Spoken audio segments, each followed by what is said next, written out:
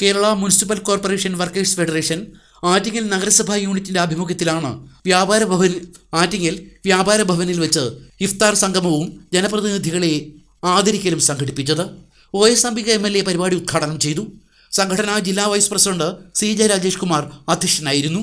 ആറ്റിങ്ങൽ നഗരസഭാ chairperson M Pradeep, നമ്മുടെ മനസ്സിലൊക്കെ കുറേ മോശമായിട്ടുള്ള ചിന്തകളുമുണ്ട്, നല്ല ചിന്തകളുമുണ്ട്.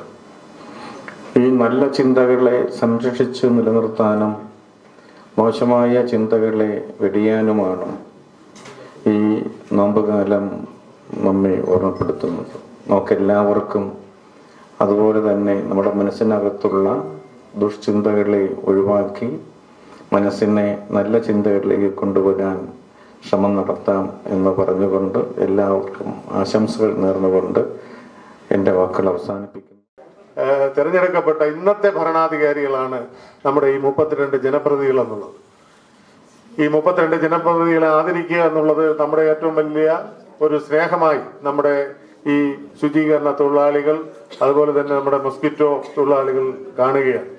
ഇങ്ങനെ ഒരു കാര്യം ആലോചിച്ചപ്പോൾ നമുക്കറിയാം, ഈ തെരഞ്ഞെടുപ്പിന്റെ സമയത്ത് ആഹ്ലാദത്തിന്റെ ഭാഗമായി ജയിച്ചു വന്നപ്പോൾ ഇടതുപക്ഷത്തിന്റെ കൗൺസിലേഴ്സിനാണ് പൊന്നാട നൽകിയത്.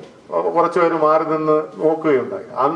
അപ്പൊ നോക്കിയപ്പോൾ അന്ന് തന്നെ നമുക്ക് തോന്നി അത് എല്ലാവർക്കും ഒരു സ്വീകരണം നൽകണം എന്നുള്ള രീതിയിൽ ഒരു ചർച്ച നമ്മുടെ ഇടയിലുണ്ടായി.